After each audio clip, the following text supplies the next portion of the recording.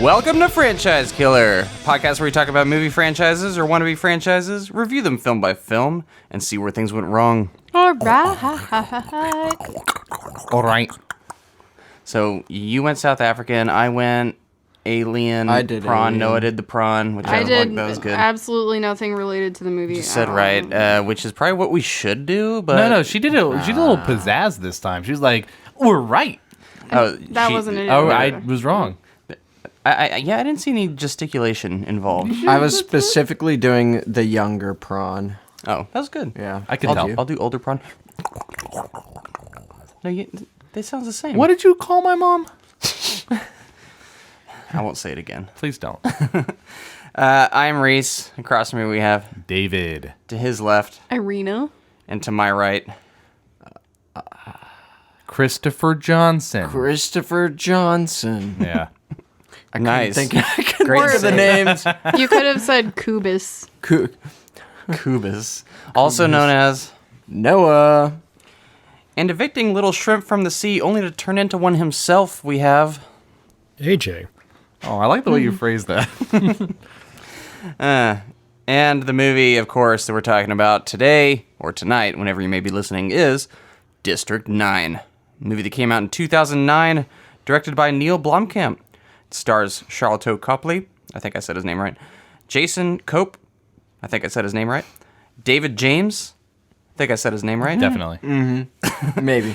Vanessa Haywood, definitely said her name right, Hey, Wood. Mandla Gaduka, definitely said his name right. Oh, definitely. Definitely.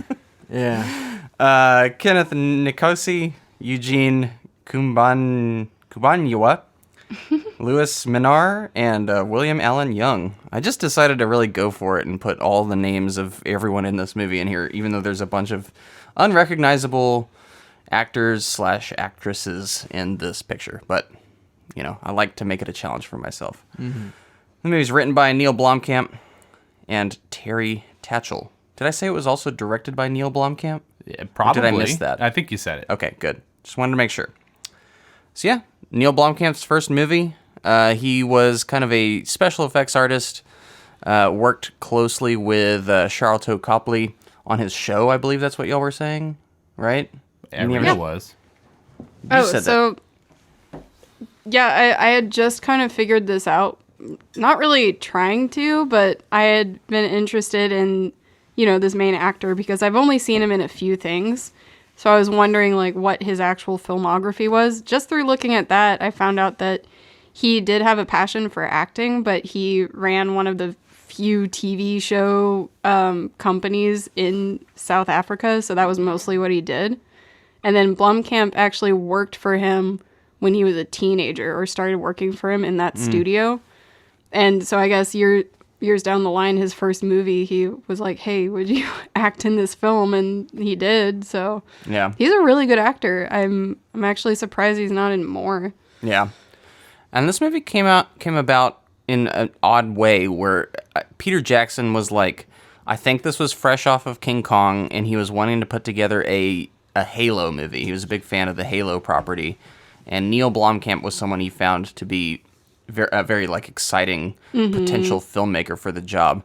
That movie fell through, and Neill Blomkamp was like, hey, I kind of threw together this other idea. We got all these assets here. What do you say? And Peter Jackson was intrigued by the idea, and it got the green light. So now here we are with District 9. It's a movie which I don't actually know how much of the production design was carried over from whatever was put together for Halo. But I know when they did release that Halo tease or whatever that thing was going to be, it had a very similar aesthetic to this District 9 movie. Do y'all remember that little Halo short that came out? It was an action sequence. Yes. I remember it. Master Chief running through the thing. Well, there was a we were so warthog. excited. Awesome stuff. There was a warthog. There was some aliens, but it was very much this down to earth, gritty aesthetic that we see in this District 9 movie. Yeah, I'm kind of glad that Halo project didn't come to be, because that was almost too, I don't know, dirty for Halo. I see Halo as kind of cleaner, a more, I don't know, less down to earth, more outrageous. I think I would have liked it, but I'm also happy that the director was able to do a little more of a passion project than, oh, hey, everyone loves Halo, let's do a Halo movie. Yeah, I'm definitely happy with what we got here. Anyway, for those that are new to this show, on this podcast, we first go over our thoughts on the film before revisiting it for the episode. Then we dive into the story, break it down bit by bit, and talk about the more significant moments. And then towards the end of the show, we give our brief reviews and numbered scores, along with an analysis on the health of the franchise and whether or not this film hurt it. So, AJ, this is the close of our Metamorphosis miniseries.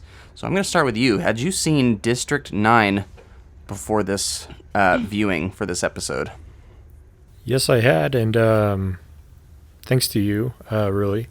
So this was one that you had strongly recommended a while back when it first came out. And oddly enough, when I eventually watched it with my dad at home, I ended up falling asleep. I think I was kind of maybe not expecting the documentary style.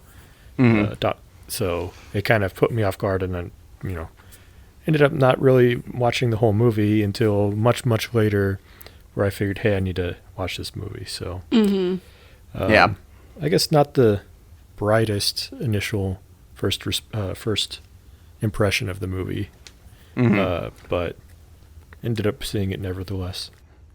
I feel like this Moon was your big sci-fi recommendation that you're like, hey, go see this at the time. And mine was this one. Or like for me, when I saw District 9, I didn't have very high expectations for it, but I saw it in the theater. It was like, I think it came out around August. Like it was one of those August hits that August is a weird month in the summer where movies hit that you don't think would, and all the typical ones bomb as well. And there's no real, or at least there didn't used to be a huge blockbuster at that time, but we got like Inglourious Bastards and District 9 were both like these low-key hits in August. And when I saw this, I just remember being like, whoa, this kind of surprised me, and now this is what I'm going to tell people about. Plus the Peter Jackson influence. Yeah, the Peter Jackson element. I think that's what got me in the door was his involvement, and then the rest of it just kind of like carried on. How about you, Noah? Well, I think I saw this at the same time as you in theaters. I think you took me. Might have happened. Yeah. Could have happened. So I'm pretty sure that's what happened, and I enjoyed it quite a bit at the time. Arena? Alluding. Yeah, I don't remember if I saw it in theaters, but I know I saw it the year it was released, So I had seen once it was released on DVD, at least. And I think ever since I've seen it maybe 2 or 3 times. So not much at all. And if you have seen the movie, you can probably understand why. It's very heavy. So, yeah, it definitely is. Yeah. And I find, I was talking with AJ, but I find both these filmmakers, Neill Blomkamp and Duncan Jones, both of which that we've covered on this mini-series, to be very similar. And we discussed this on the last episode, but they both have 2 kind of breakout hits. Like District 9 and Moon are like, it's kind of different. Moon is a very much more low budget than District 9, even though District 9, for what it does, is extremely low budget for what it's able to accomplish. Like Duncan Jones had his big breakout financially, box office wise, with Source Code. So both of these directors had made a big splash to begin with, and it's only been diminishing returns after that. Like Elysium, it's a fine movie, it's good, but it's not on the level of District 9 for me. And then even further down, Chappie for Neill Blomkamp, which like it has its defenders, unlike Mute, which has 0 defenders.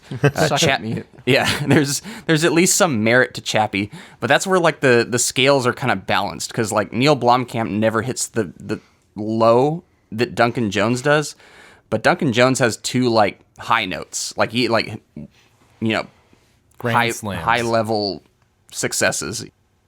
But yeah, interesting to compare the 2. I'm so curious to see what they continue to do. I know Neill Blomkamp has a movie called Inferno coming out, which is apparently a return to form, like the sci-fi thing. And Duncan Jones has Rogue Trooper coming out, which is, I think it's a video game adaptation, so which would be his second video game adaptation. So who knows? Warcraft. I'll watch Good both luck. of them. But how about you, David? I saw it in theaters when it came out, and I remember being very surprised. I was like, oh, we're this far in CGI? Like, I didn't realize. I think I walked into this movie thinking we were still at, like, the Lord of the Rings or, prior. And so this was a, surprising move. I haven't seen it since, but... I mean, that's interesting you say that because Weta Workshop was involved with this as well. So it's almost as if like it kind of all goes back to Peter Jackson. Well, Jackson. It's definitely one of those things where you can tell that a certain company used technology for Lord of the Rings, and then they've just been developing that over time for future projects. I love that. I love how Weta blew up after Lord of the Rings. Well, I think Weta for the digital, like the CGI, was only used for the mothership because they were working on Avatar at the time for James Cameron. But the practical effects were mostly Weta, I think. Yeah. All right. With that said, David, you want to give us that quick call to action? Yeah, and we're gonna be adding a new sort of segment to the beginning of this call to action where I'm going to also be reading out the most recent reviews we have on Apple Podcasts. So after I'm done giving the little call to action, we're going to read the most recent one. And if you'd like to be heard on here, go on Apple Podcasts, leave a review. If you leave a bad review, we leak your address. We sure do. Noah actually just writes it down. He channels the spirits. They actually give it to him. Yep. But it's okay because you'll be all right. So in the end, there is no end. I don't know where I was going with that. Yeah, I just talk in the hope sometimes it strings together nicely. But the call to action. This is Franchise Killer. Thank you for listening to us. And if you would like for us to continue to do what we do, would you please, if you please, go on Apple Podcasts and give us a 5-star review. And maybe I won't turn into a prawn. I just been with my day job. And, if you go on Instagram or Twitter, one of those things. I can't tell if this is New Zealand or if this is South African, but That's definitely Kiwi. It's more Kiwi, yeah. I think I've been trying to do Peter Jackson so many times it just goes Kiwi now. But you get it. Help us out. Tell a family member. Tell a friend. If you want us to improve, let us know. But you know how to help people. You're not stupid. People out there, you know how to help people out. It's grassroots. Go on there. Give us a 5-star review. Leave us a comment. Subscribe on our channels: YouTube, Twitter, Instagram. Go. Sweet. Cool. There's a couple things you might have to work on. Give us a couple. Were Give you us a going to say a review? Yeah, give us a review or two. I already forgot. I was like, abandoned ship. Get me out of here. Yeah, we'll get to that. I love how you've done He's trying to cover up the fact that we don't have new reviews. We do. We have a new one. You've done 90 plus call to actions, and you still just It doesn't get easier. I mean, I could write something, and that might help, but it's all good. You don't like it when I write things down. No, I love it. You love my But improv. get some extra call to action love in because we're about to hit our 100th episode. So use all the boosts we can get. Yeah, This so is 99. Yeah, we're on 99 now. You're listening to it. We have our big 100 coming up, and if you want to have your comment read on our podcast, go on there and do it now. This most recent one is from Midnight Rider. Thoroughly engaging. I've listened to at least 10 episodes and can't get enough. The different perspectives and reviews are entertaining and intriguing. The family aspect adds an even greater dimension to the chemistry between the hosts. Such an entertaining podcast and my current favorite. Thank you so much, Midnight Rider. Thank you, Midnight really Rider. appreciate that. That is very kind words. I think you missed the part where he said Noah is my favorite. He did. I think he likes the connection between you and Reese. Some familial thing. Yeah. Gotcha, Yeah, I'm Noah. not related. Nah. Well, you heard Noah. It's more about him on this. All right, we'll keep it one an episode. Let's dole them out. All right. With that said, AJ, All right. you want to give us that story? Nobody comes back late at night anymore. They have more security. The government noticed that they were moving into new areas. That's when things started to get out of hand.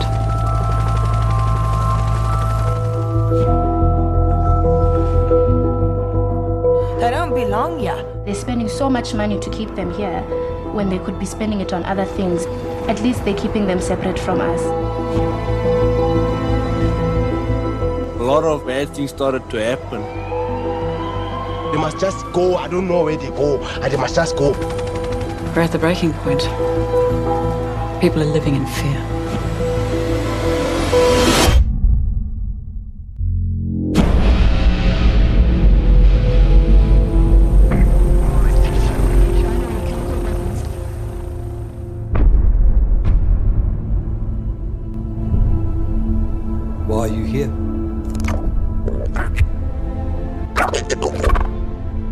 don't you just leave? How do your weapons work?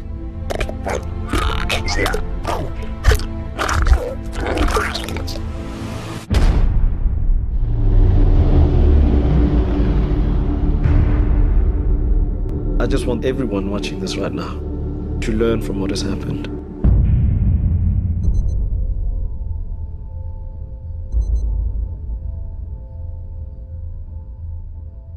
In 1982, a massive alien mothership arrives at Earth and stalls out over Johannesburg, South Africa.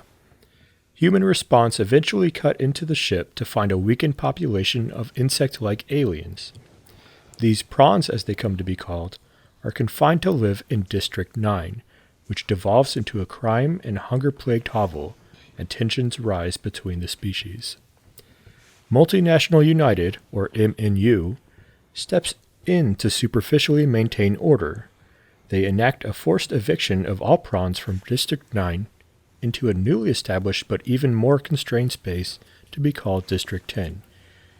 A middle management bureaucrat within MNU named Vickers van der Merwe is put in charge of the operation by his father-in-law, who is an executive of MNU. While evicting a technologically adept prawn named Christopher Johnson, the mercenary force kills Chris's friend Paul. Vickers searches the shack, discovering a chemistry set among scavenged electronics, and is exposed to a dark alien fluid that Johnson had been covertly and painstakingly distilling for the past 20 years. Put off balance and growing increasingly ill, Vickers leaves District 9, and Chris and his son CJ are frantically left searching for the fluid. Vickers ends up in the hospital, where his hand and arm are revealed to have metamorphosed into an alien flipper-like or tentacle-like appendage. He is immediately detained and taken into an underground operation, where he is torturously experimented on. His own father-in-law is seemingly calling the shots, and all the goals of MNU revolve around gaining the ability to use alien weapons technology for profit. This has to be the most literal interpretation of your miniseries metamorphosis. Yeah. Yeah. You have a lot of ones that are it's almost a spiritual metamorphosis. It's just, or a change in character. This one's he turns into a alien. This is like a Franz Kafka-esque. Yeah. Yeah. But I'm getting ahead of myself. So, what I love about this film is that it treats aliens in a way that they are lower class. You never see that. Yeah. Mm-hmm. Think about it. What other movie has taken this perspective? And it is a realistic perspective when you think about it. Yeah. And it's that's why I see what Peter Jackson saw in Neill Blomkamp, where it's he is taking something that we're supposed to be in awe of an alien. In any other movie, it'd be you would see the first time you see that alien, it's whoa. Yeah. But no, the first time you see an alien in this, I'm pretty sure they're spray painting or something. They're hobos in their own ship and fires everywhere. Well, but you know what I mean. They're malnourished. They were stuck in their ship, and they. Yep. It's never explained why exactly they were stranded there, but somehow they were cut off from the rest of their society. But I think it's. The whole mood of the beginning of this film reminds me of a child playing with a new toy and then getting bored with it, So the alien race is just such a new, interesting concept. And then humanity, their first instinct is, oh yeah, we have to help them. We have to feed them. And so they do. And then once they become comfortable and there's no solution, it just kind of festers and then turns into this slum. So yeah. I more thought it was that's a charitable outlook on it. I'm more a human sees something and they're we have to control it and then domineer it, yeah. Yeah, and we have to be dominant, and how can we exploit what this thing can provide and how can it help us? It'll be under the guise of hey, we're giving you shelter, we're keeping you alive, but actually, where are the weapons? Yeah, actually we're studying you, and maybe I think that's where I was just going to say, I think that's where the documentary aspect really helps, is because not every single person there has the same opinion on their presence. And so when you when you have that documentary, you're interviewing several people, and depending on their station in life and where they live, they all have a very different issue with the residents of the aliens here. So it's kind of like, if you're gonna take a concept like this, they did it in a very realistic fashion where there's not going to be one singular opinion placed by every single human. Yeah. So it just sort of develops into this complicated, just messy issue. Well, yeah, and then you have the inversion also of setting. You know, usually you have these giant alien invasions or first contact, you know, New York City or Chicago or LA. Right. Here it's, you know, Johannesburg's a large city, but, you know, South Africa's not really the first place you think of for this kind of story. So it's already putting you off your usual cliche.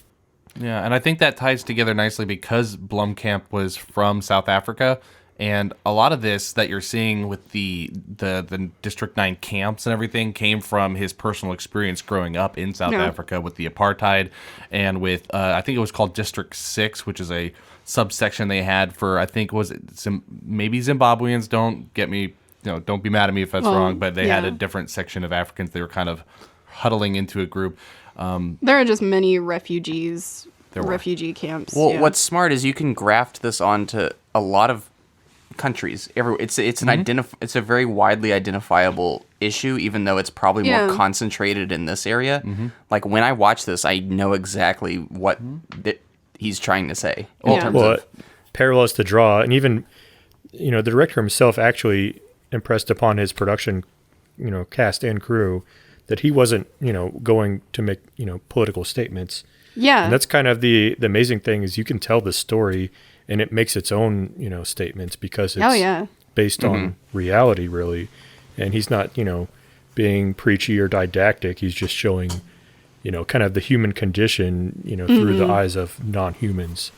You can extrapolate this on, Nazi Germany, upon the American Trail of Tears, and Native Americans, man, Native Americans and African Americans, slavery and stuff, and Japanese internment camps, all sorts of things like that. Yeah. Even what I was noticing is even you can go even further, like homeless, like the way we treat homeless people. Oh yeah. Like it's like, hey, y'all aren't looking too good right there. You're a little bit too close to our nice, pretty houses.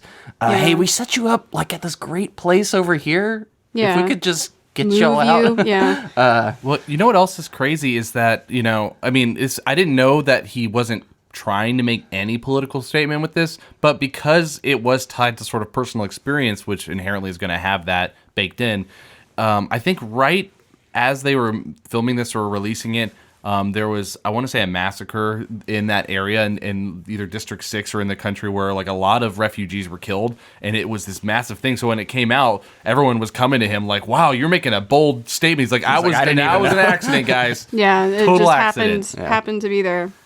I think the clever thing too is that you, as a protagonist, like you hesitate to call him a protagonist because he's doing kind of a pretty dick. awful things in his position.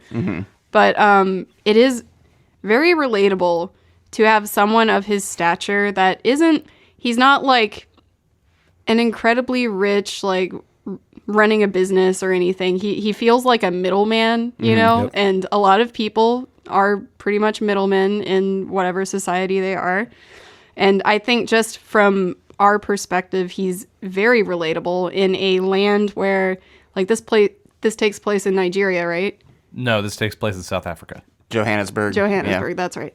So I think this is just something that feels so distant from me being a white female in the United States, where like I know of Africa, of course, but it's always been just both geographically distant, but also just very distant in all its political issues or, just even societal issues. So it feels like a fantastical land. But once you insert someone that I can relate to in this situation, everything becomes way too real. Yeah. And this movie doesn't shy away from, like, showing the horrors of this locale or what it was the turmoil that's happening in this area. Yeah. And you're right, like seeing it through Charlton Copley as Vicus's eyes, you've got this, he looks like he's been a pencil pusher his whole life, and finally he's just being like thrown in the shit. Yeah. Like, and it's like he's totally, a fish out of water in this situation. Yeah. And I think his performance is actually really good. I think, and that's why you see Charlton Copley come up more often than not in films today. Like I want to say this was his first role that was anything significant. I could be wrong. Because then after that, he was in A-Team, I think. Yeah, and he was in Maleficent. Elysium. He was in Elysium. Yeah, but that's again his partnership with Neill Blomkamp. But yeah, you're right. He's working with Matt Damon. But he's such a good actor he straddles that line of being able to carry a movie on his own, but also seeming like, I don't know, overwhelmed constantly by what's happening. Well, in a way, it's kind of like Sam Rockwell. Not that it's like both of them could easily lead a movie, and they do, but you don't see them continue to lead movies the same way. Yeah, they're not your perfectly chiseled leading men. Right. They're unconventional leading men. Go ahead. I think it's just really a testament to not only his acting, but the writing of the character. Yeah. Like everyone was saying is, this guy is middle management, in every sense of the word. He's a middling person ambitiously, but he's obviously got aspirations, which he's got, self-imposed limitations on as well as external limitations. So he's like a hamster in a cage, just kind of constantly spinning. Finally gets this quote unquote big break, but was probably, his father-in-law really pulling strings probably for his daughter and all this stuff, or to get him out of the way because he is, incompetent. He simultaneously cares about the red tape and bureaucracy and the fine print on the paperwork, but, breaks the rules as soon as it's convenient. And, has this guise of caring for whatever the cause is, but also treats the prawns terribly, So. Yeah. He's the realistic interpretation of that character in all those movies who's like, I've been studying the aliens all my life, or I've been studying the dinosaurs all my life. And like they're like brought along on the group. Oh, Pleakley, like from Lilo and Stitch. Remember, Jumba needs to have somebody who knows the humans, and he knows about the Right. And this is what that person would actually be in this situation. They would not be black, like a, perfect, like, oh, I just love these. I just feel like this is an accurate interpretation of someone who's been studying these prawns. Your relationship with him as a audience member is one of like you find yourself rooting for him at times, but then also being incredibly embarrassed by him at others. And that's how I feel. Like it's almost like you're associated with that person. Well, he's bought into bought into the thing where like these are not like on our level. Well, like, he's been desensitized because of his job, pretty much. Like that's what happens, And you kind of can draw all the way the direct, extrapolating all the way to say Nazi Germany again. The Nazi Party rose to power because on the backs of people following orders. Not everyone was the radical, with the absolute mindset of the Aryan whatever, but it played on the average person's prejudices and all this stuff, and that just kind of builds, and we see that here with Vicus. That's why we have the Nuremberg trials. Also, they also are so fine with just calling them prawns because they vaguely resemble crustaceans or shrimps or whatever. Yet he's a shrimpy guy himself. Yeah, and you actually think about that for a second. I'm like, that if these are an equal intelligence to us, it's pretty offensive calling them prawns. Yeah. But bottom feeders, Yeah, bottom feeders, exactly. Yeah. Well, based on this, they should be a more intelligent take. Yeah. Oh yeah, because they flew a ship to Earth. Yeah, something that. And this is in the 80s. Well, so. I was watching some special features, and it was revealed that I think part of the idea was that some disease wiped out a section of that ship, like the intelligence section of the ship, and like the bottom crew were like, oh, what happened? Yeah, there's probably a large amount of prawns that need to like run that ship that are probably just menial task workers. Yeah. Did they ever come up with a name other than prawns? for them. No, that they actually are. That's really all I know. I mean, I didn't dig too deep to figure that out, but I didn't hear it in the movie. Christopher Johnson. Yeah. Christopher Johnson. You're right. Yeah. Actually, if we're going through characters like Christopher Johnson, I just love how when you first find out his name, you're like, of course they're gonna give him like this really Christian sounding first name and then generic like Johnson. You know, it just reminds me a lot of basically any country that was invaded by Europeans and they're given their Christian names or you are monikers. John Smith now. Yeah. Yeah, you want to root for this guy, but then for one, he's evicting these prawns. You like from everything that I've been shown, it's like they're unruly, all over the place, don't have it together type of species. But you already kind of know why. Like it's because we probably did this to them. Yeah. And then he's the whole like popping of the eggs and all that stuff that was made like me very that uncomfortable. scene was horrible. I was like, okay, you're a dirtbag. Yeah.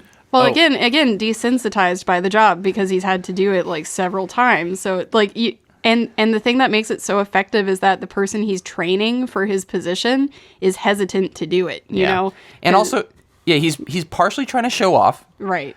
And he's also like a kid. Like when I killed little roly-polies and pill bugs when I was a kid. I'm sorry. That's a sign of being a serial killer, actually. But now I look like I did it because I was like, I don't see this as these are weird little things and I'm killing them. Yeah. Like it's the part when I think you hear popping noises, like hear that pop? That's what happens when it gets really hot and they just pop like popcorn. Pop. All right, Pennywise. I didn't make the connection till now. A fun fact about that scene, though, he comes across that shack. There's a dead cow carcass they're using sort of as nutrients that funnels into these eggs. But that cow carcass they use is an actual cow carcass they found on set or on location. And I think I can't remember the name of the art design lead or who was running all that, but she was known as the Queen of Death because she was known for finding dead animals and just throwing it. They're like, hey, we're going to use this in the scene. There's a pig or something. They're like, boom. This is like it's the dirtiest, scummiest looking big budget, quote unquote big budget movie I've seen. Yeah. Like I'm like, I look at everything and I'm like, that looks like someone literally dragged it off the side of the road and added it to the set, which now I'm learning that it was. Like the actual camps they were using were actually reused camps that I think South Africa let them use because they're like, hey, we have these lying around from back when we did put immigrants in these things. Yeah, so like you real. said, District 6, a lot of those locations they were filming on were District 6. Boom. So, and what do you know? It turns out it makes a movie more immersive and realistic. Like, I feel like other filmmakers could learn a thing or two from like kind of. This isn't quite like guerrilla filmmaking, but it's like, it's like, hey, we have a budget, but we want this massive scale. Do whatever you can to make it happen. Right. Like, it's resourceful, honestly. Yeah. Like that's. And the whole documentary kind of wrapper of it. I mean, that's risky. You know, it could have really just shot it, tanked it. And, for a younger me, it did. But, looking back on it, it's like, it's really well done the way they did that. And, you can almost see, looking back now, some of those shots with, the aliens that are like being interviewed, with the eyes right there, it looks great, but it's almost like you can almost see like Jim Halpert, like looking at the camera, like these guys are crazy. Right. It almost turned me off the first time I watched it.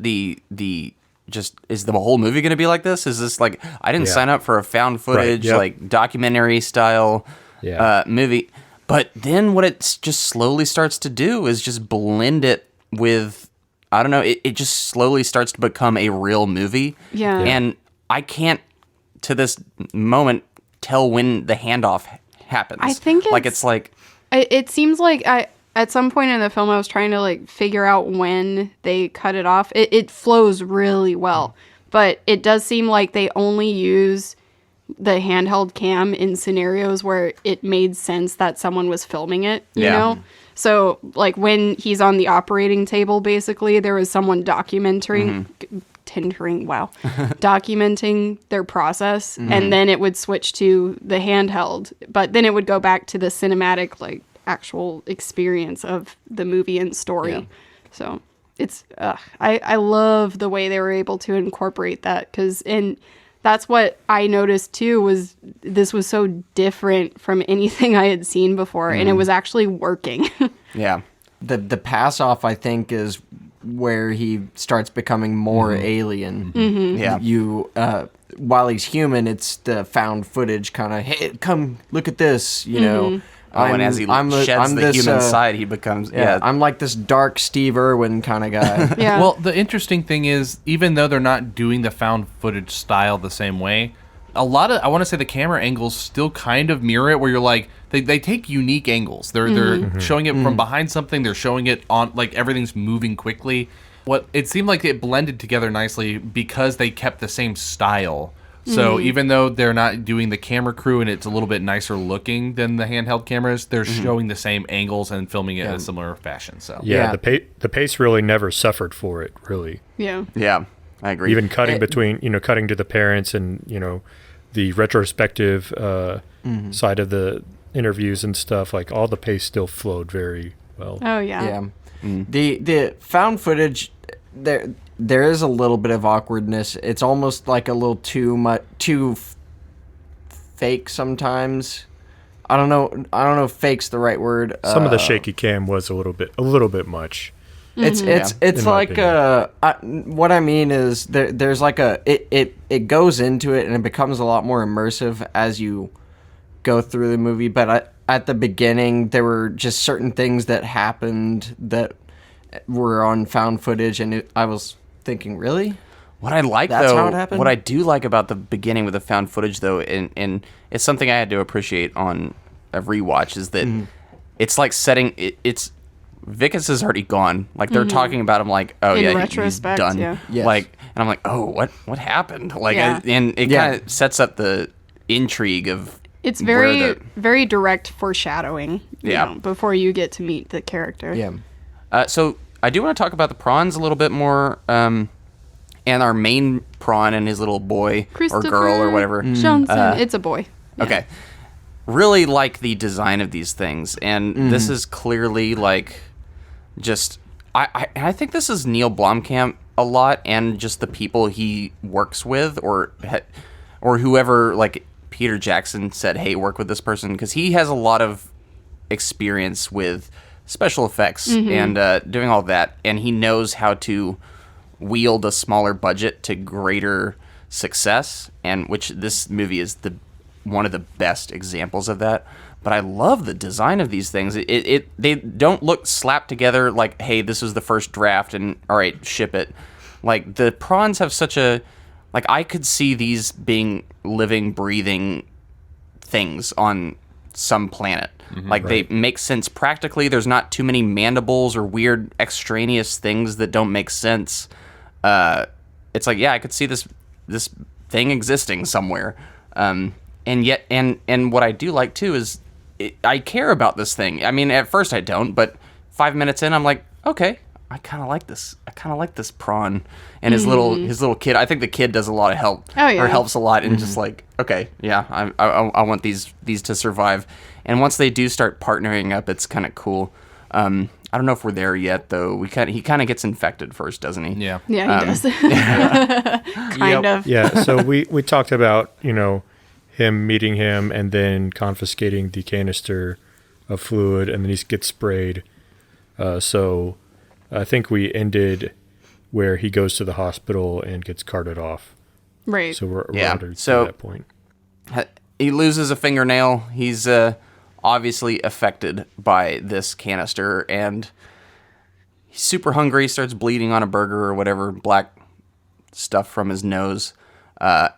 And that's when, and we'll get into it in the second part, but we get, this really truly does become like a body horror type of movie. Very... Yeah, him biting his fingernails off, I had to turn away. Even still, I know. was like, It's disturbing at times. And if you've ever seen The Fly, you can tell like Neill Blomkamp was like, let's insert some of that into this movie, because it's very, The Fly is maybe the crowning jewel of all body horror type movies, and there's elements of his transformation in this that are very similar to that. I think the scene that's really interesting to me is that surprise, promotion party that they give him. Oh, man. Because it's very much he is not doing well, but he keeps denying help from medics and things like that. He doesn't want anyone to know. Yeah. And I think in his position, there's something about him internally that really doesn't want people to see him weak. Mm-hmm. So he's trying to carry on this facade as long as he can, even though he pretty much looks like death, He literally walks into his house before he realizes it's a party and says, I think I just crapped my pants. It's arrogance, really. I think it's the arrogance and vanity of upholding that image because he's so, I guess, what's the word?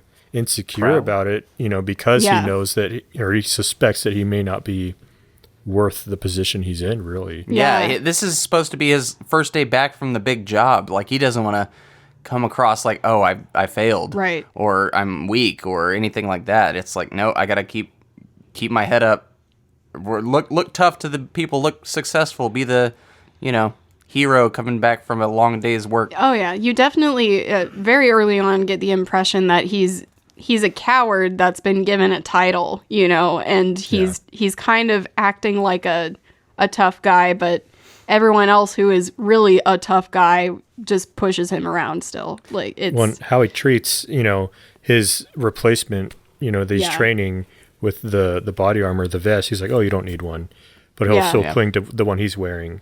And even the, other humans that are on the lower rungs of society still, resent the prawns, even though they're kind of pretty much in very similar situations socioeconomically, but their difference, it's a scapegoat kind of factor. So it's interesting that not only is it a direct, powerful human versus weak alien. I mean, there's all sorts of intersectionality, I guess is the best word to say, is between different levels of people and how they relate.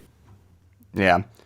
I do want to ask, do you think the father-in-law gave him this position to kill him, or because he wanted to actually give him a benefit because he's related to his daughter? I think it was a win-win. So he was able to sort of join favor with his daughter, but also is such a malleable person where it's like, he's just going to listen to what I say. He's not going to try to do something against the system. I know he's going to be trying his best. Because I got the sense he's just I got the sense that he gave him this job knowing what it entailed, and he's just like throwing him in a meat grinder. Yeah, I got that too.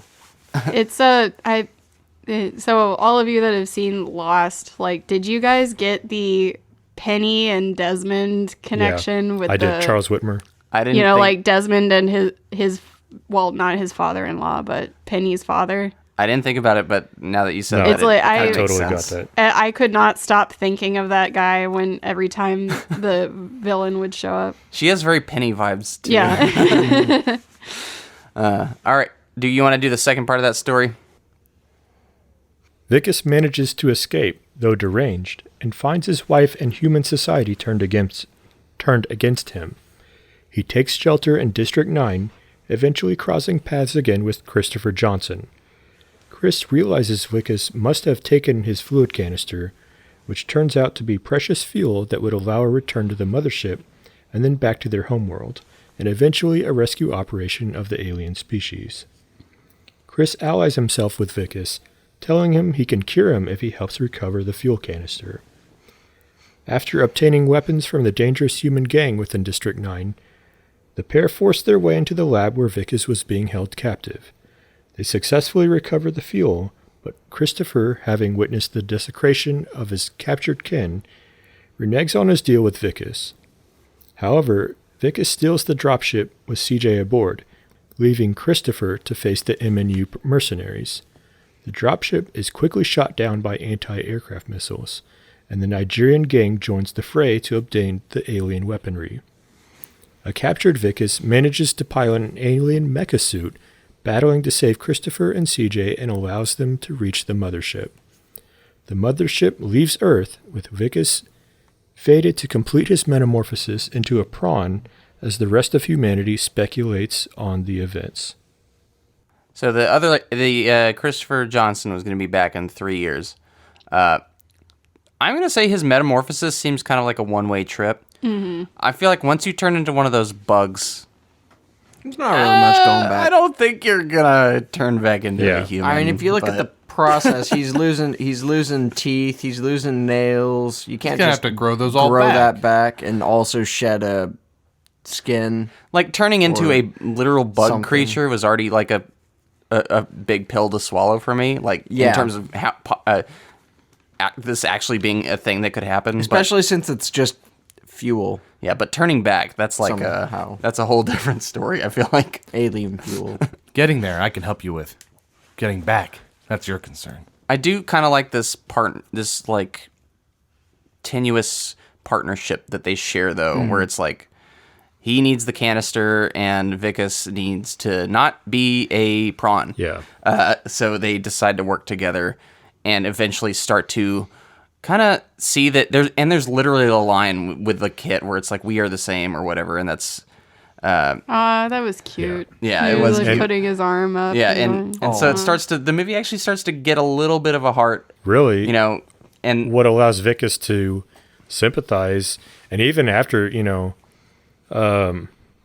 in his partnership with Christopher, still isn't kind of on the level with him, because they both kind of try to betray each other a little bit, was his torture. I mean, that torture scene we didn't really talk about, but where he's being, experimented on and probed and prodded and stuff, and tried to, forced to shoot the guns and then yeah, shoot that's the the most live disturbing subject. scene in the Yeah. movie. That had to have kind of really broken him, that not only is his father-in-law against him and all of society's turned against him, it forced him to kind of see the perspective of his Right. previous enemy. So Yeah, I think another point going back to that scene, and that scene, yes, is very disturbing. Like, it honestly, like, almost brought me to tears, kind of a disturbing. yes, 'cause- when they bring the live Yeah. one in. Yeah. But I think he's obviously been doing these horrible things, and he didn't know that that's what was going on behind the scenes. Even still, he knew there were deaths happening, but because he wasn't the one pulling the trigger, he kind of avoided that feeling. So now that he's forced to see, like, how that is to be pulling the trigger on another living, breathing, thinking thing. yeah.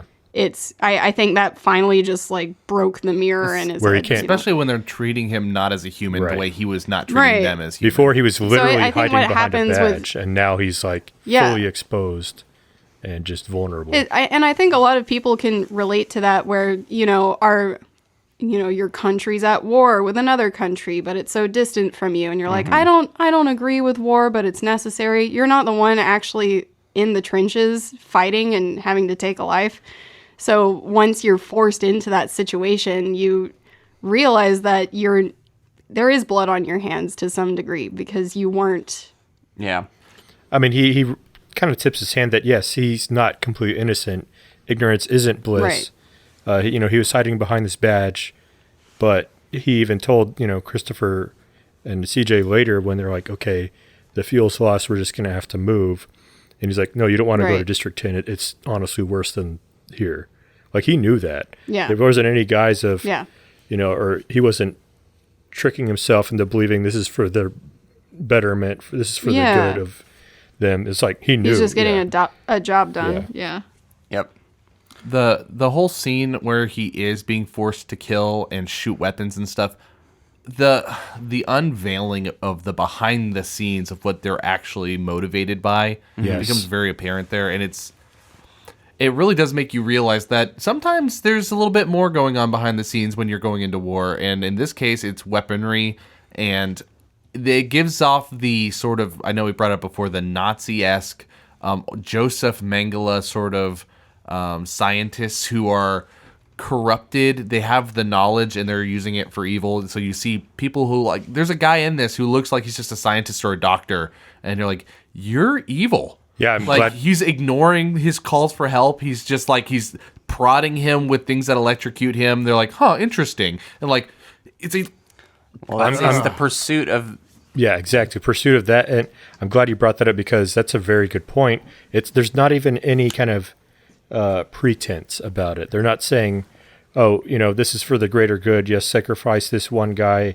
Think of how many, the future of medical technology to save our species, curing cancer, whatnot." There's not even a lie, a twist, twist of that. They're like, "This is billions of dollars," like literally out front, right then and there as. The father-in-law is being pleaded after, his son-in-law is holding his arm, like, help me. And they're like, yeah, this is worth, billions of dollars. Okay, do it. Yeah.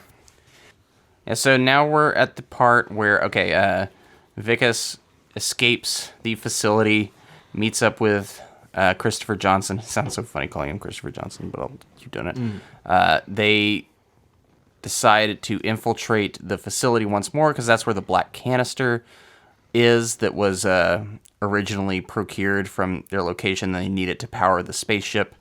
They make an arrangement where Vicus will get the canister for them so that they can get off of Earth, and Christopher will cure him of his prawn transformation disease, whatever it is. Which is kind of weird when you think about it. This black canister that fuels a ship also turns you into prawn. But I guess that's how their fuel works. But I'm not going to think too hard about that. I mean, it's alien technology, alien chemicals. So we get more of, in this infiltration scene, we get this. By the way, this movie does not,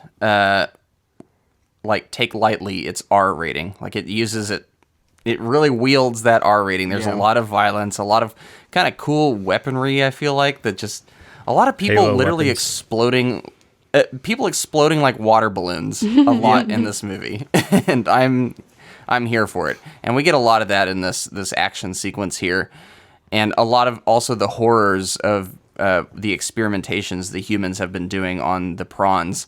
I do like that moment where Christopher sees a completely destroyed prawn body on a research table, and he just is stunned there looking at it as like there's gunfire literally. Like it's I just thought that was effective, and I thought it was a good character moment for Vicus as well, in like, oh, now that I see how you're reacting to seeing death of your people, I see that you are more like us in terms of like closer to humanity than we thought, where it's like if you see another one of yours dead on a table, you mourn. Not even just dead, but like destroyed. I feel like it had half its body missing. Things were obviously medically tortured. I don't know. No, it just looked completely destroyed. But yeah, and we forgot to mention this five-finger death punch guy who is constantly on pursuit of them. Oh, yeah. He does look like the lead singer. And Noah, I'm surprised you didn't invoke your He's famous a word. Chad. He is. The major Chad. But, somehow, like, he's a Chad, but somehow whatever his name is, father-in-law is more Chad. More Chad. He seems like he should be in Sicario. He seems like he's one of those guys who's gun-toting, cowboys. Yeah. So what's a worse thing than Chad? Like an evil Chad, because they're Chads that they're usually just Chads. I'll say Kurt is a name that sounds. Kurt is like a pompous little brat. Kurt's like a sorry, like all a young Kurts and rich Chads boy out there that looks down on others. Thad. No. You think on it, and we'll get back to it. Yeah, I will. I will. Sorry, Kurts and Chads. I'll just say that y'all are fine. Some of you. Yeah. Except for Chad Wiggins. No, the joke is over. But this, we kind of get towards, and all the while, Vicus is becoming more and more prawn. We get a lot of this body horror, which I think, if it is extremely uncomfortable, that means you're doing it right. And I will say, like, this is extremely uncomfortable. Like, all these scenes of him, like, the fingernails falling off and the tooth coming out as he's eating the cat food, and then later on just literally seeing the bug-like features literally tearing their way through his skin on his left arm. Like, it's really well done practical effects, and it's a great merging of performance and practical effects where, like, when you see him, he looks like he's in pain and he is suffering from this. Like, it doesn't ever seem like it's just like this added prosthesis or prosthetic to his body. It seems like this is actually growing within him and breaking through his skin. So I thought, as a body horror, it's very effective, even if that's not your cup of tea, AJ. No, it's not just my cup of tea. It just, that's how well it landed. And with the metamorphosis, I think the production side of it, they kind of had 4 stages of it where, eventually the spikes breaking through the back, and you can see the growth of it, and it kind of is related to his growth in empathy and humanity. The more prawn-like he becomes, the more human he becomes. But yeah, the physical aspect of it is very well done. I mean, I don't think I see any seams or cracks in the visuals at all, to be honest. Yeah. Yeah, and this was one of those movies when I was like, I hadn't seen it in a long time, and I was recalling the plot. I was like, oh yeah, he turns into a kind of a bug. And I'm like, how do you pull that off? Like, that's just not possible. And somehow, the way they do it here, it just kind of makes sense, and I believe it, even though on face value, like, it's not possible. Like, it shouldn't be possible. But I mean, that's movie magic, though. I feel like I believe that this guy was turning into this insect-like creature. Right. But then we get to we're kind of nearing the finale here. I do want to emphasize the action in this movie. I think it gets better and better as it goes along. At first, it's just kind of, we get a few scuffles here and there, but then we get a full-blown action sequence. And I haven't even mentioned, there's, in this District 9, humans also live here. There's, like, gang activity. There's all this other... Right. And I think maybe that's one of the weaknesses of the movie, because I kind of forgot about it, is this whole subplot with this gang where they, I guess, are eating prawns because they think that it imbues them with their power, and there's just... They're also selling all sorts, like, cat food to them at They're doing exorbitant rates. All sorts of black and then there's, stuff. Interspecies prostitution. Yeah, I thought all that stuff wasn't fleshed out as well as... they just got into glossed the flesh over of it. I think it's because they didn't want it to overtake the actual plot of the movie, and the fact that you have to have it because they broke down, like, if this was to really happen, there would be a group of people trying to take advantage and do black market I thought it was stuff with appropriate in how ancillary it was. It's just on the side of it, and it supplements it, but it's not just kind of stealing the spotlight or distracting you from what's going on. Because I feel like if they were more involved, then it would be too chaotic. But it's interesting that I think, I'm probably going to butcher his name, Obasanjo, like this Nigerian, like kind of war gang crime lord, but he's also crippled. He's in a wheelchair. And that goes again with the whole body, ability, disability, and who you are, your power among other people and stuff like that. It's, I don't know. I thought that was neat. Well, that's tied to their culture as well. I read something online about how they call it voodoo in the movie. Yeah. They have another name for it in South Africa, but there is a sort of, you eat it and you take it in your system and you take the power from that thing. So it is definitely tied to the culture. So there's, research done. It wasn't just sort of makeshift and idea. Even small, and they take that reality of it, and even small little details like, when Vicus is brought before Obasanjo, there's this carved out depression in the floor, this bowl carved in the dirt, so that since he's in a wheelchair, no one that's brought before him is going to be above him. They're still in this supplicant position below him. I mean, those details, like, who thinks of that to put this in this movie? So I disagree in saying that it's not fleshed out. I think they were probably just being careful in how much they involved them in the main plot, because I can definitely see things spiraling out of hand if they are more involved in this story. Yeah, I agree. Yeah, maybe you're right. It just seemed like I guess I saw it as a flaw because I just now remembered that it was a part of the movie. When maybe the director's intention would be for you to be aware of that throughout the entire viewing of it. But yeah, the thing is, I don't even see it as a real issue. It's more just like I don't know what the intent was or how much emphasis was supposed to be placed on it. But if the intention was to have it just be this tangential like subplot just to add context, then that's perfectly fine. I'm not gonna ding at any points for that. Obviously, it's just like if you were to nitpick anything, that's something you would have wanted to see a little more of. Yeah.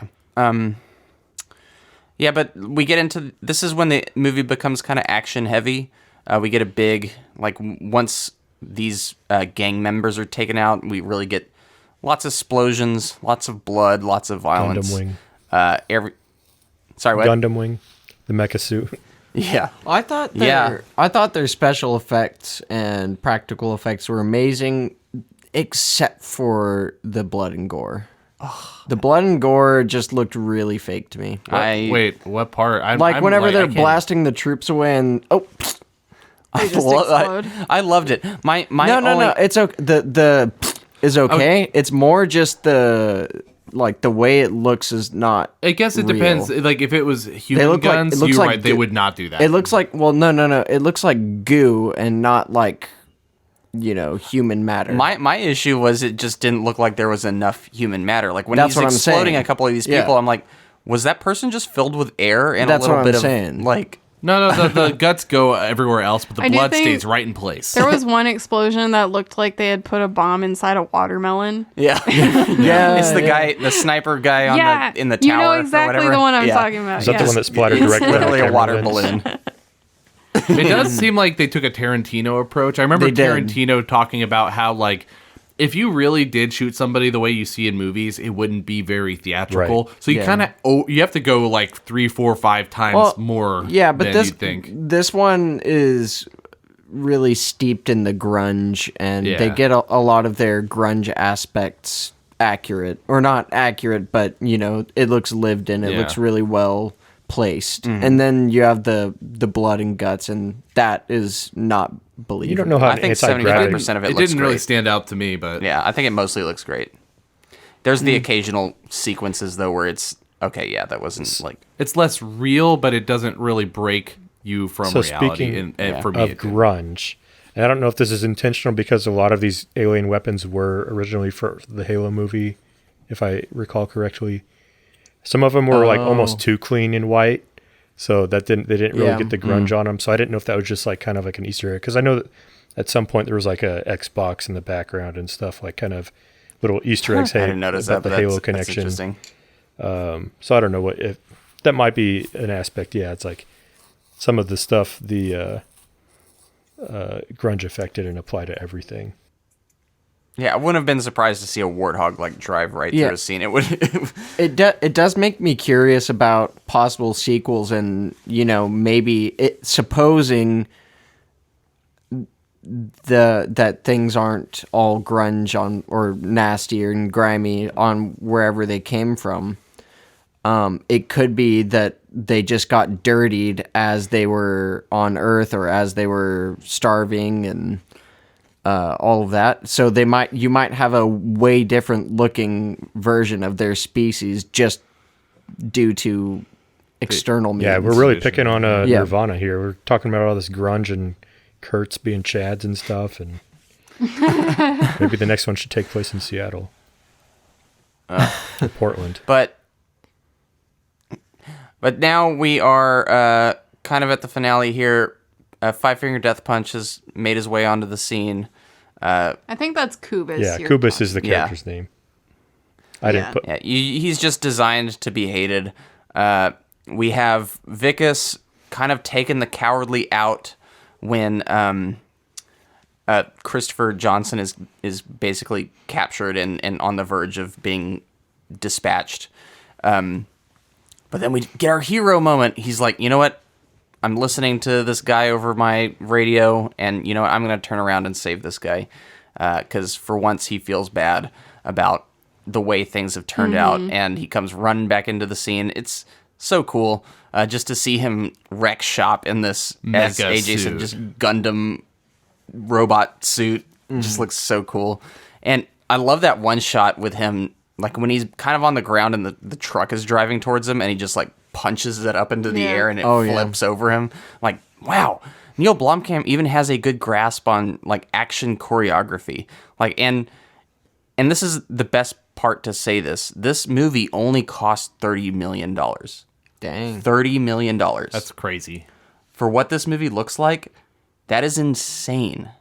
Like, Yeah, that was crazy. just to give you an idea, I will name just some random movie, I guess. Mute? Let's go. Yeah, Mute. That Mute's the best example. Do you all remember how much Mute cost Yes. in our last episode? 120? 140 million. Oh. You could fit that math is correct, 4 of these movies into that budget and then have some extra spending money. Like that, that's insane. Like that, to me, that's just, wow. Like for one, it's an example of how Duncan Jones squandered such a huge Netflix budget, and also an example of how Neill Blomkamp wielded a small budget in the best of ways. And which is weird because Duncan Jones also did something seriously impressive with a $5 million budget, 1/6 of this one, with Moon. Yeah. Like, what happened? Like, I'm just like... That's a conversation we're going to have in our next episode. Well, I also wonder, too, like, if because of Blomkamp's history in, I guess, special effects and how to utilize things, if that helped, too. Yeah. Because it could be that Duncan Jones, just out of necessity, Moon was really great. But once he did have that budget, maybe he didn't have as much know-how as far as what should be used on special effects and, what shouldn't. So Yeah, I feel like these two filmmakers are similar and different in a way. Yeah. Like Duncan Jones, as we talked about in that last episode, he works better with one hand tied behind the back. When he's like, okay, this is the maximum amount I'm going to get, I'm going to make it work. Whereas I think Neill Blomkamp is an off-the-cuff, what can we pull off in this moment? Like, how can we get really creative with this? Right. That's Well, kind he of goes more extravagant, I think. I Yeah. think that Blomkamp goes a little bit more into the CG extravagance, whereas Duncan Jones was like, okay, how can we take a little and make it seem like a lot? Yeah. Well, I guess what I'm trying to say is, like, Duncan Jones' Moon seems more planned out than this movie. This movie seems like a whole bunch of ideas that just magically happen to work together. I have a comment about that. Like, go ahead. That's actually, so with Blomkamp, he had a lot of vision, and this was his kind of first shot. This is something that he really had a lot of ideas for and ambition for, but he did have a budget in mind. But he wanted to do all these things. But Peter Jackson actually said, if you think this is important, do it. So he's got this kind of mentor figure telling him to do it. But also, this movie has a surprising amount of improvisation. So his wife, Terry Tetch, I can't remember, was one of the writers. They wrote a lot of the structure, but they wrote it to be filled in by improv on this in scene. Yeah, I heard that a lot of it was improv. And I agree. This movie feels, like, free of, like, it doesn't feel tied down by anything. Like, I feel like just the directions it goes, it seems like it was on the fly. Yeah. Whereas when I watch Moon, I'm like, oh, this was like planned out way in advance. So it's perfectly calculated, very finely tuned. And it's just, I agree with that. Okay, so in the story, Vicus is kind of down and out. We have Five Finger Death Punch heading towards him. Cobius, or whatever his name is. Cubus. Yeah. Cobius Maximus. I like that better. Yeah. And we get... Then the prawns come swarming in. They start to kind of see that, oh, this guy's being, mistreated like us. We're starting to recognize what's happening here. We don't like this big aggro guy who's... whatever. I'm Wait, did butchering we what's get to the happening. part where he's like running cross country? No. What? And he wants, Well, you know, yeah, he's like talking ahead. about how shrimp are the fruit of the sea. Bubba Yeah. Gump shrimp. Oh gosh, this is the latest you've held out on. I one of was these. so confused. He probably just remembered that he didn't do one. Forrest Gump. Yeah, is that not what we're talking about? Oh no, definitely The not. weird, Yeah, this the whole weird time. accents and I didn't really language impediments. realize he ran all the way to Johannesburg. Oh. But all right. But yeah, the prawns tear Corbius limb from limb. Corbius now. Very satisfying scene to see him finally get his Oh, comeuppance. yeah. Christopher Johnson and his little tyke make their way into the ship, and Vickers sees them ascend into the old mothership. Very cool scene. They have multiple shots of it, and they all look amazing. Yeah, they do. Yeah. I'm amazed by this movie.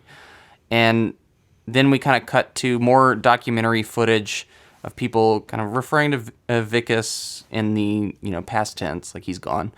And what's her name receives a flower, metallic. Yeah, Tanya receives like a metal flower, and she kind of like, oh, this is probably Vickers. yeah, his You wife, get that by sense, the way, and then. to be clear. Yeah, and then you get the scent, and then we see the final shot of this prawn sculpting the little flower out of trash, and then we cut to credits. I love how they start the movie with her talking about how he would make her stuff, and then you don't think anything of it. And the movie's like, oh, that's an interesting little character quirk. And at the end of the movie, they tie it back together because that's the way she does know it's him. And that allows the audience to know it's him. And then really tied together, just not even saying anything, just showing a prawn making something out of trash. And you're like, We have the two that's our Vickers. interview points with his mom and dad, respectively, and then the end. They kind of wrap up, and Yeah. they're both pretty much, surprisingly, what's the word? Not content, but they've come to terms with things. That he's gone. Yeah. And it's kind of like I'm really fumbling here.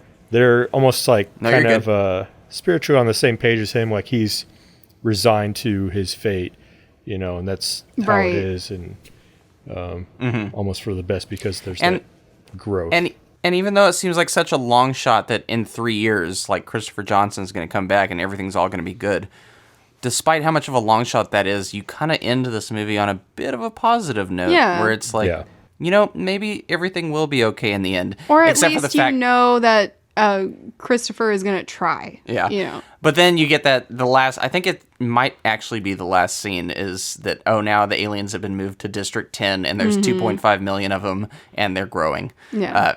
So that leads you to believe, like, okay, maybe he's not so great still. Yeah. He's going to be the leader of their group. Yeah. That's what it's going to be. He's going to be the new messiah for the prawns. I mean, there is I hope don't- for I him don't and his know about wife that. because, there was an allusion to doggy styling demons or something earlier on, so. Right. What? Do we have any final thoughts on District 9 before we wrap up the story portion? Oh, I was going to say it before, but like never have I ever been yelling at my protagonist saying like, no, don't do that. Stop being a dickus wickus. Yeah. And even though I had seen this, when he is running away from Christopher Johnson, who has like a gun to his head, Yeah. I was like, no, I know, don't do it. And then, but it makes it all the better when he does run back. it's so much better when he comes back. But it is like that really does show you this movie made me invested, like for sure. I cared about what was happening. Yeah. All right. Final thoughts, anybody? Just one last thing. It's kind of off topic, but it's on topic. But just the prawns in general. Most movies are not able to give such personality to aliens, and especially ones that don't talk in English. They gave them all these characteristics somehow. I mean, some of them are murderous, but Well, I think the trick to that is while they are very intricately designed, the most identifiable features to human are bigger. Like they have these big features above their eyes that represent like eyebrows, and they have big eyes, and they have a little squid mouth. Not one wears a bra. But it's like the way they emote. I think it's just the way they move. I love the way that they wear clothes, where it's it's not. They kind of have a vague concept of how you wear clothes, but not like one of them's really. wearing a bra, and you know, like they probably have like no idea what. Well, that's Christopher for, Johnson is the one around. that does it most successfully. Like he's the one that's actually wearing clothes somewhat appropriately. Right. I love that they think that, hey, you know what? We do need clothes. Yeah, I know. Or they're it's like really, you probably don't. You know, they got exoskeletons that are, but whatever. All right, let's wrap up the story there. We're going to take a quick break, and on the other end, we're going to get into reviews, our brief reviews, along with numbered scores, get into what critics thought, talk some box office, and then close it out with a little bit of franchise talk. So we all see y'all then.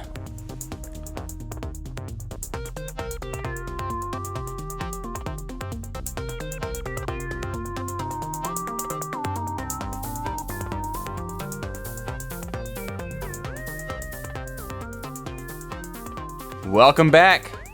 Let's talk District 9. David, you got our reviews there. Why don't you pull them at random? Alrighty, let's see who thinks what. First up. That's what reviews are. First up is Reese. Tells us what you thinks with your 9.0. 9.0. Yes. I love this movie. That said, it's not a movie I watch very often. It's not super rewatchable. Like, I saw it once in theaters, got it on Blu-ray, maybe saw it once, and now this might be my third or fourth time seeing it, which is not a lot considering it's a movie that I hold in very high regard. Yeah. I really like this movie. It's a movie that's constantly surprising me at every turn in terms of the directorial choices that it's taking, the story choices, the characters, and just even the format in which it's telling its story. Like it's found footagey at times, documentary style, and then it shifts almost seamlessly to being a kind of cinematic sci-fi extravaganza almost towards the end, and all on a, like, in terms of big budget movie speak, a shoestring budget.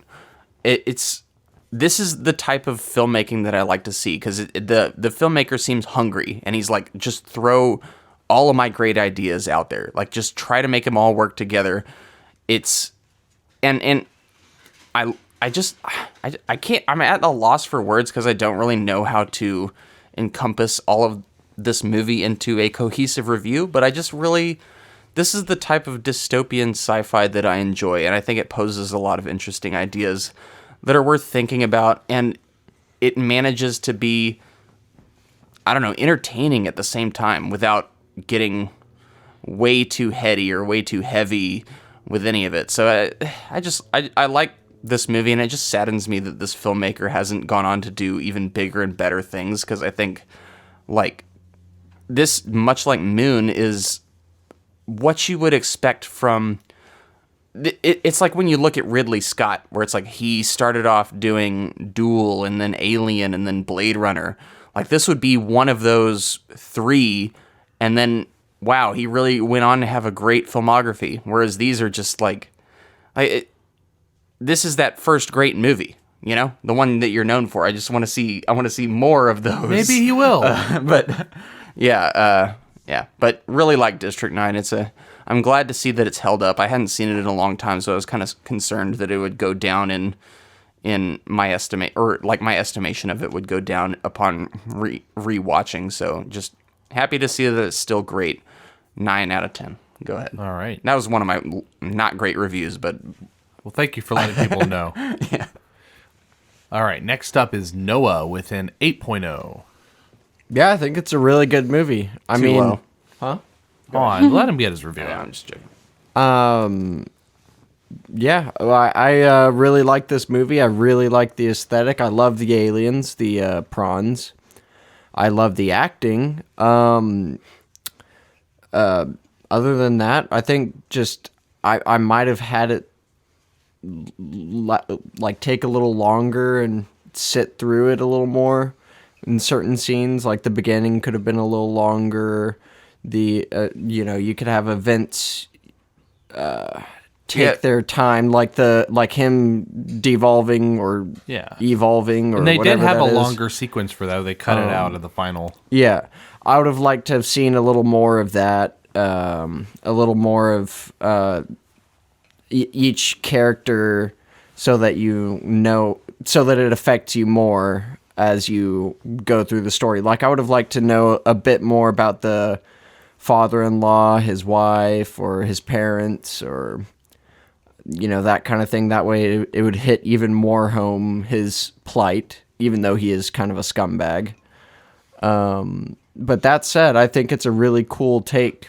I really like the story. It's not often that you see an alien movie quite like this. So 8. Alrighty. Next up, if I can figure out how to unroll paper. Who folded this? Either you or Irina.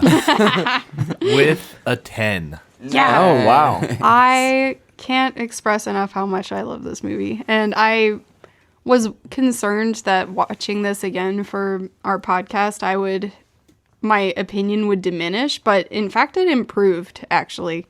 Because when I watched it, it was 2009. I was maybe 15 or 16. And I think at the time, I didn't quite understand the impact of what was happening in the film. I was more just kind of fascinated by, this is a new interpretation of aliens, or like, this looks awesome. The special effects are great. There's some action at the end. Like it just felt new and refreshing. But watching it again, I almost felt saddened that I didn't realize just how sad the story was, because I didn't remember feeling that upset about the plight of the aliens, or just the situation going on, and how very close to reality it is. Yeah. So as a teenager, I was definitely not as aware of the world as I am now. So I think there's so much to learn from this movie. And the fact that it was done on a small budget, or relatively small budget to like what they were able to pull off, is so impressive to me. I find myself getting lost in the world, and the main character is so engaging. That actor, I love him, chef's kiss to this performance. And I don't know, I just had to give it a 10. I felt like it would be a disservice if I gave it any lesser. So yeah. I'm just going to leave it there. I applaud that. All right. Well, next up then, similar camp. I'm at a 9.5. Wow. David, 9.5. Yeah. I think this movie, for what it does, is just near flawless. I think that there are nitpicks that can be done. And excuse me, guys. Only when I go to review. Yeah, it's okay. Take your time. There are nits you can pick. Like my throat clearing. Yeah, there are things you can nitpick about the movie, but I think as far as what the director wanted to accomplish, I feel like every person involved in every aspect of the movie hit their goal. Like sometimes the art department doesn't quite hit, the music doesn't quite hit, or maybe CGI is lacking. Everybody was firing at all cylinders, right? Yeah. So the CG in this is just phenomenal. We've all said it. For 2009, this is like, I mean, they're doing like Transformers level CGI. It seems like that's a good comparison. Actually, it is on that similar level. Except, they also have actual organic looking effects as well. Yeah. Well, and also a smaller budget and better acting. I think personally, easily better acting. My dad's kind of a grease monkey. Yeah, it's I think. By the way, that Transformer movie was 2007. Yeah, I knew they came out around the same time frame, and I do think Transformers is they're very close. Also, Transformers cost $160 million. Exactly, that's what I'm saying. I think for money to what you get out of it, But also Sharlto Copley, who plays the main protagonist in this. Yeah, I couldn't remember his name enough. He is phenomenal. Like for a nobody actor at the time, like he led this movie way better than I would have thought somebody I've never heard of could do. If not for Sam Rockwell being in this miniseries, he'd be my top performer. Agree. I totally agree. Yeah. So, all in all, it's really hard to find fault, but every now and again, there's just a little bit here and there that I think could have done better. And some in the CGI, the music, I think could have hit a little bit better, but I mean, it's damn near flawless. So I'm gonna leave it at a 9.5. Nice. All right. Last but not least, we have AJ with a 10. Yeah, join the 10 camp. Woo! Well, all right, hold on. Let me specify. He said Nen when I got his score, so that could either have been a 9 or a 10 based on maybe he was confused. I don't know. That's a 9 for German no. Yeah, so I'm actually surprised Reese wasn't a little higher because I associate this movie a lot based on his recommendation way back then. Mm-hmm. But I see where, this movie is really grounded in, I don't know, there's some dichotomies at play here. So I would say this movie is novel but fundamental. So it's novel in its approach and its storytelling technique with the documentary, I don't want to say found footage, but the shaky cam, kind of first person. It's not cinematic, so to speak, but it's fundamental also because it tells a human story, and it really brings things. We've talked about it as grungy, earthy, grimy, dirty, all that stuff, but this protagonist here, he's kind of right down the middle. We've talked about middle management. He's middle of the road, middling in terms of ability and ambition and all that stuff. And it's odd that something so balanced and kind of, I don't know, average, I don't know, and for lack of a better word, is delivered. That's the final result we get that from something that's so creative and improvised and out of all these kind of novel ideas. It really, especially with the modest budget, that's always kind of a soft spot for me. Mm-hmm. It speaks kind of volumes of all these stories. We've made analogies to, crimes against humanity throughout the world. And Blomkamp here said that he didn't want to make a political statement, and he didn't have to try. He just told a story about a human person interacting with a non-human person, and that experience, that transformation, that metamorphosis allowed empathy to shine through and all those things that are at the soul of the human condition, really. And it's not, sparkling. It's not spectacular. But it's so well balanced. It's just such a great movie. I don't really see any faults in this movie at all, other than maybe a little bit too much shaky cam at certain points, but I think that's just the nature of that technique. And it doesn't leave me going away with some super deep thoughts, really pensive, stuck in my emotions and stuff like that. I don't feel on top of the world, or it's not super cerebral, but it's just balanced. I mean, it really is, especially for what this movie came from. I mean, it could have been so much worse. All the risks that were taken in the delivery of it. It looks great. It really hits kind of the core of what a sci-fi is. Or really any good story. It's about a human that's not super chiseled, that's not a superhero, not sparkly, glistening, gleaming white cape and all that stuff. But he's, not a clean-cut villain, evil person either. And we undergo this transformation, this metamorphosis, interacting with society and all the moving parts of that's just kind of telling about an experience in retrospect. That could almost happen to anybody, as outlandish and otherworldly as it is. And that looming mothership in the background is just kind of that constant reminder of of all that embodied, and it kind of leaves as silently as it appeared and left people with this massive impression that they don't really know how to process. And yet it was something that was momentous. I don't know. All that's to say is that's kind of how this movie impacted me. And yeah, it's not really the most rewatchable because of all the grizzle and the kind of grime, and I don't know. It doesn't make you walk away on a cloud or anything like that. But Right. It's not particularly uplifting. Yeah, it's really the core of what storytelling is in any art form. So I thought it was great in that respect. Awesome. So, yeah. All right. You want to crunch those numbers for us, AJ? All right. So group average, we have a 9.3. Nice. Good job, District 9. So that puts it below Aladdin, King Kong, Tarzan, Die Hard, and for a few dollars more, and Pirates of the Caribbean, Curse of the Black Pearl, all at 9.4. And nice. War for the Planet of the Apes had a 9.2. Good company. Good company. Awesome. District 9, 9.3. How do you feel about that, Noah? I'm okay with it. Yeah.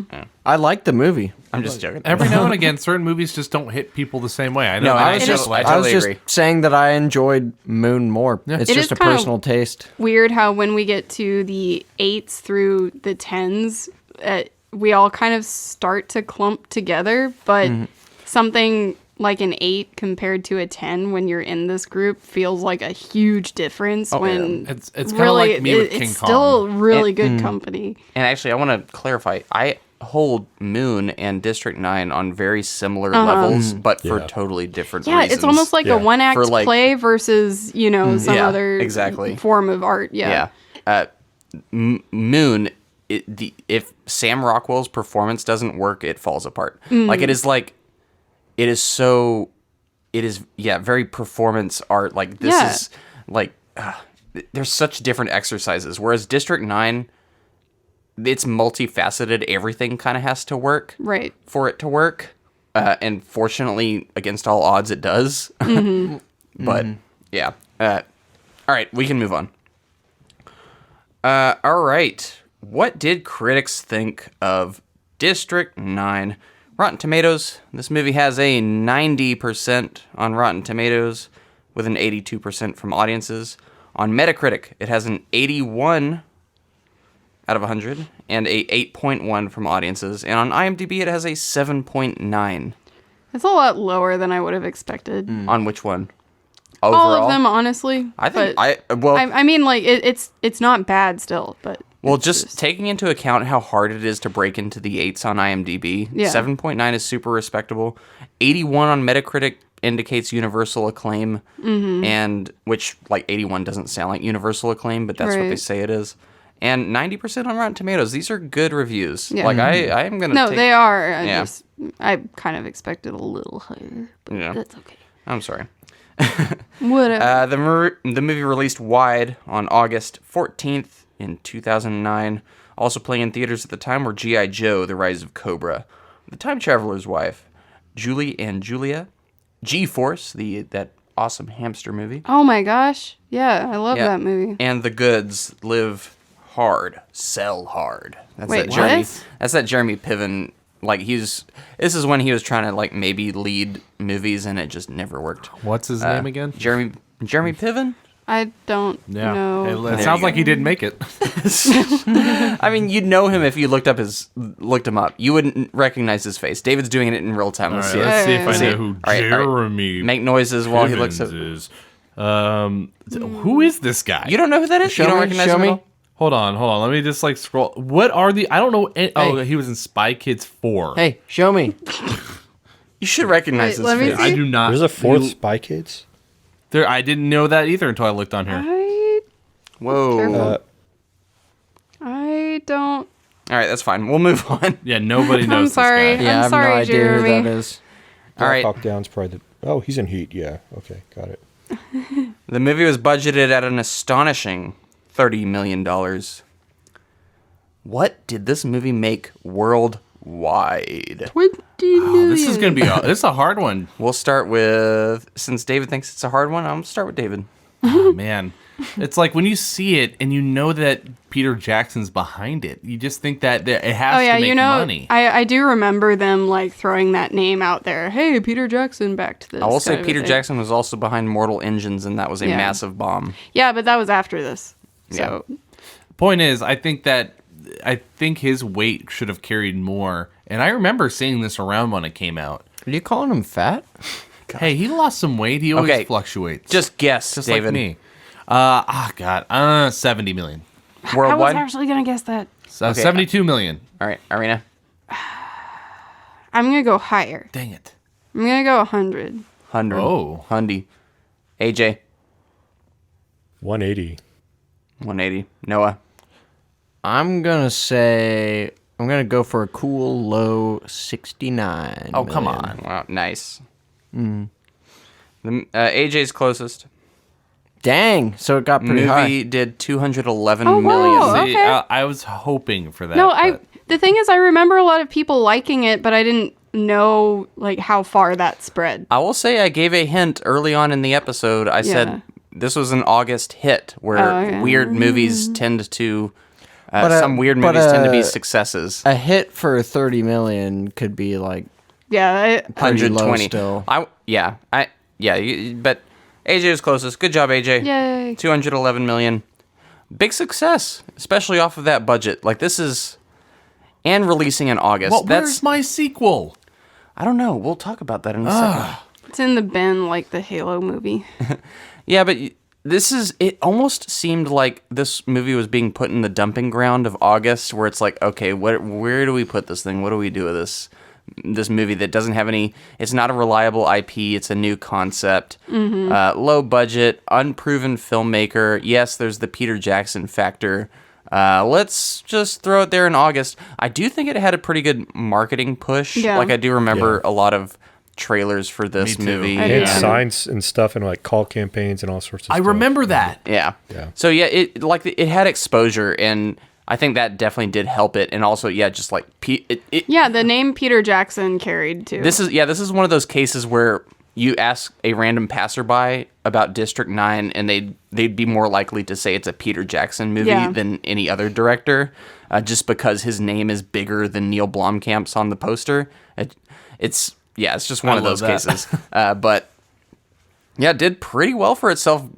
Broke over 100 million in the U.S. alone, which is usually a great indicator of success, unless you're like a Marvel movie or a Star Wars where you have to make like 300 million to be acknowledged as successful.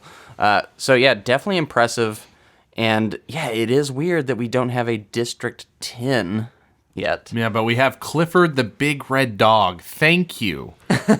All these movies That's not a that sequel. could be. Yeah.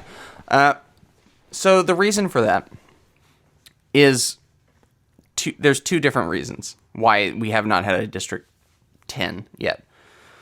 There's just one reason, and that reason is Neill Blomkamp. And it's Neill Blomkamp not wanting to dive head on into a sequel to this. He was interested in pursuing other ideas. He was like, District 10 seemed like his like last ditch. If I'm failing in my career, we'll go back to do District 10. But he wanted to, while he had the extra cachet, explore some of his other ideas. One of them being like a project he's been working on, or he had been wanting to bring to life forever, and that was Chappie. Like that was apparently the personal, like I gotta make this thing happen. Yeah. And that I had been meaning to watch that again before this episode, but I didn't get around to it. I watched Elysium, but I want to watch Chappie again. I remember watching it and it being like fine. Like it had issues, but I didn't understand like why this was like something that he had to make. It's not I a haven't bad heard great movie. It's things just about it. I don't really care about it that much. It's kind of what it is. Yeah. What was that, AJ? So I haven't heard great things about it. No, it's not a good movie, but it's not like it's without not like merit. it's an offense.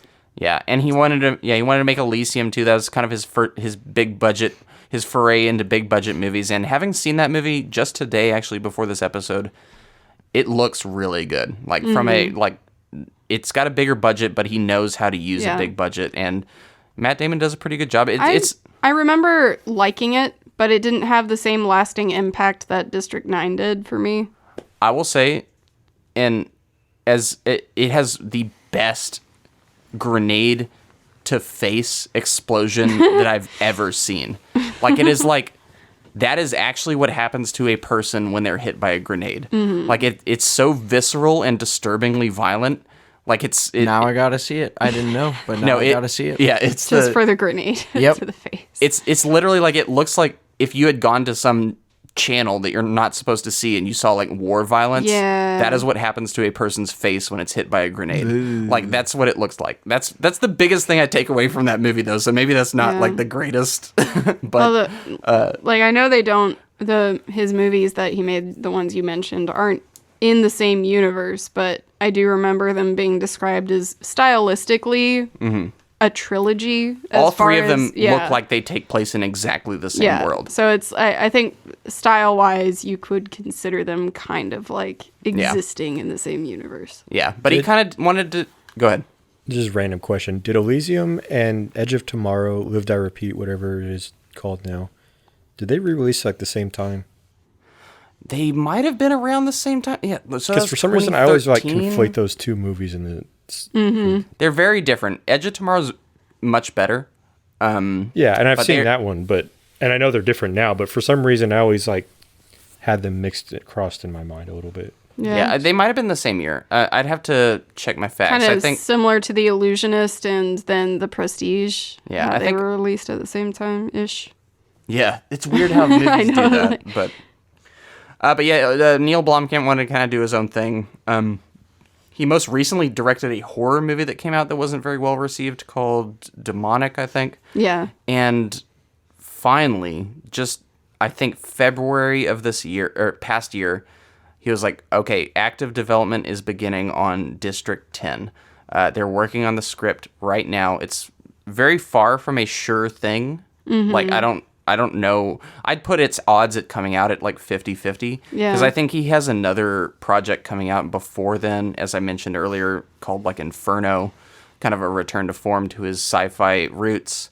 But yeah, it looks like tentatively they are working on a sequel to this. So technically not franchise dead, but it just seems like, it still kind of seems like a long shot to me. Yeah. This prospects for District 10. It almost seems like something that they could easily just pull the plug on because it's so early in its infancy, you know? So that said, when they said they were making Zombieland 2 or whatever, like it's so much later after, I was like, that's not going to happen. And then we got it. Like, it happened. Like, it wasn't as good as the first one, but it did come out. And that's kind of like, that's my best case scenario for this. Like, if we do get a District 10, it'll probably be fine, but it won't be like that lightning in a bottle like the first movie was. Yeah. That's my feeling about it. I am curious to see, like, I want to see what happens, like, if you do the 3 years later and we get... apparently, Charlton Copley's, like, in it. Like, he wants to return. So, I'm curious I'd watch it, that's for sure, but I'm not super optimistic about how good it would be. Mm-hmm. It seems like something that's got a high risk of being in, like, development hell or overwrought production, some kind of other... Yeah, definitely. And, I would say that was it for the past few years, where it's like, I think the studios are kind of trying to nudge him into doing it, but he's like, no, not interested. And now he's kind of failed with his past few movies financially, and it's like, okay, I guess if I can get another, Grand Slam with District 10, maybe then I can make another 2 weird movies that I want to make, which, cool, Edge of Tomorrow was 2014, by the way, for... Close, very close, so 2013 and 2014, so you were close. All right, any final thoughts on District 9 before we wrap up this episode? No thoughts. I'm getting nothing. All right, that does it for this episode. We do not know what we're covering next, so sorry we don't have an announcement for next week in terms of the film that will be covered. So it is next week is our 100th episode. So it'll be a surprise. It'll be a surprise. Chime in for some suggestions, feedback, all that stuff. Yes, it's going to be a big one. We're not gonna settle for some real niche, like nobody knows this type of thing. We're gonna try to do a big one. Something okay? like We're doing Tomb Lord of of the the Dragon Emperor, Rings. Don't which say David gave that. a 7. All right, next week, mystery. We'll see y'all then. Goodbye. Is that tear gas? Is that tear gas? No, it's cat food.